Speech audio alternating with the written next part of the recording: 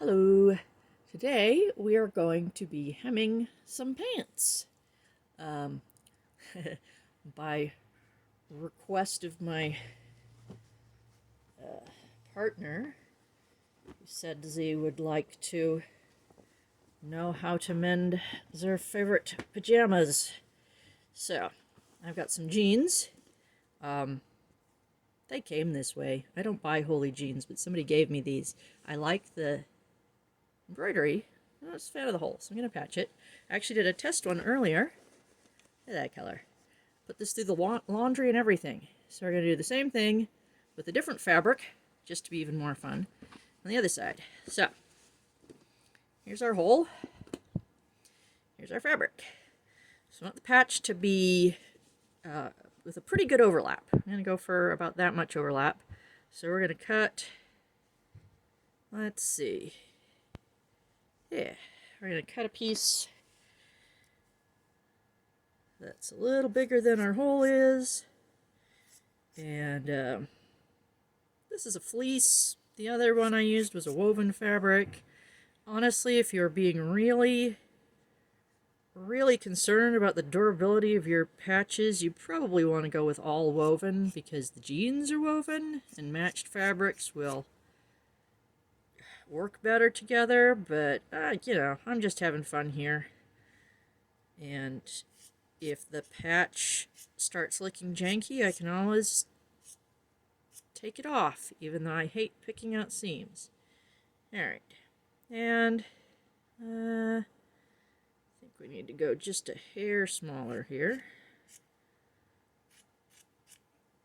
And I'm going to round my corners because I don't like trying to stitch down the sharp corner.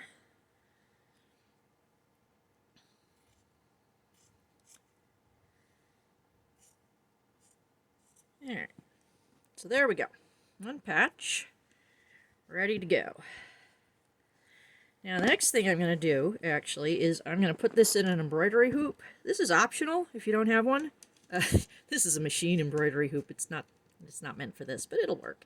If you don't have one, you just skip to the next step with pinning your patch in place. But since I've got one, I might as well use one.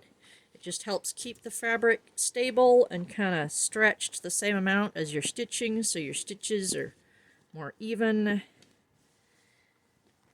And makes it a little easier to accurately pin. Let's trim off some of this extra thread while I'm at it. I don't need that. Alright, so I got the bottom of the hoop under the fabric, top of the hoop. Yeah, let's scoot that a little. Top of the hoop over the fabric, push the two together. I have to reach in there to tighten it.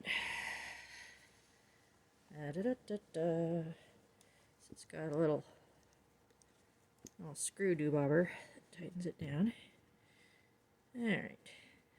And if I were actually doing a lengthy embroidery project, I'd make real certain my fabric is taut and tugged just exactly so, but for this, I'm not going to worry about it. Alright, so there's our screw tightened. Next step, pin on the patch. So let's see. I want it that way. Like that. So I get some pins. And I'm going to put one on each corner. And this is kind of fussy. You want to only pin the top leg of the pants. Otherwise, you're going to be sewing your jeans together as you embroider this on. Or applique this on. We're doing a method called applique. And this worked better when I was doing my test one. Come on. I have a cat, by the way. Yeah. Hi, cat. That's Jed.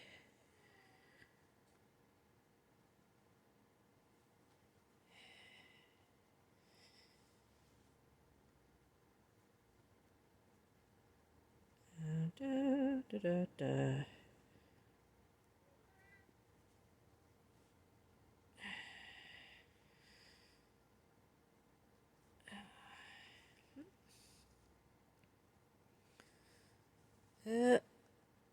Alright, so we got pins in the four corners.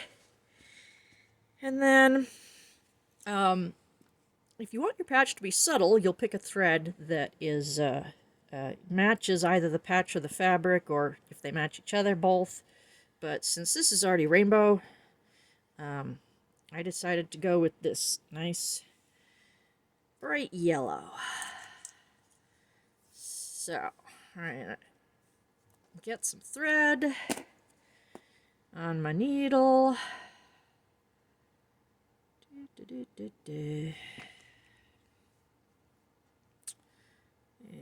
put a knot in the end. And alright, now we're ready to start. Now, like I said, this method is called applique. It's a little similar to the whip stitch I usually do, except, of course, that I'm not going around an edge, I'm going back and forth. And I'm going to start underneath to hide my end, because I don't really want the knot at the end showing. So, there. Invisible knot. Now I just stitch down through, and I've got my other hand underneath here. Stitch gently, because you're stitching into your own fingers. If you stitch with vigor, you will draw blood. My test patch earlier did, in fact, get a blood sacrifice to Hephaestus. I say Hephaestus because he's the god of crafting, making things. So, yeah, I stabbed myself pretty good. But I'll try not to draw blood today. So that's what you do. You stab down, and then you just kind of angle your needle so that it pokes up through the fabric right at the edge of your patch, and pull your stitch tight. It's very simple. Stab down, angle it up, and pull it tight. And, you know, if you're that kind of person, you can work to make your stitches really pretty and even, and it can look great. But I'm not that kind of person. I mean, we want them to be relatively even. You know, they got to be nice and tight to just physically hold the patch on. But as far as aesthetics go, it's, you know, handcrafted. Not going to worry about it being perfect. Perfection is the enemy of a craftsperson. If you try to be perfect, you will never make anything. Because nothing's ever perfect. Get some things that look really slick, admittedly. Once you practice, you learn how to do things. But it's more important to just have done something than to have done something perfect. Because really, like I said, nothing's ever perfect. So if you try to do something perfect, you guarantee you're going to fail. Whereas good enough, it's good enough. And then you have something. Even if it's a little janky, hey, you made that. And that's cool. I know that's easier said than done for a lot of people. But the more you do it, the more you realize. You know, the more you make stuff and, show it to nice people. I mean, I say show it to nice people because I have gotten some critique that did not help me feel that I was doing good enough. Some people will tell you everything you're doing wrong.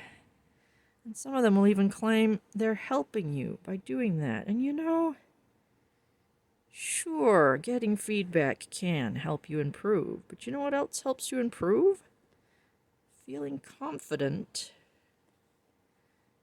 and enjoying what you're doing. That will go...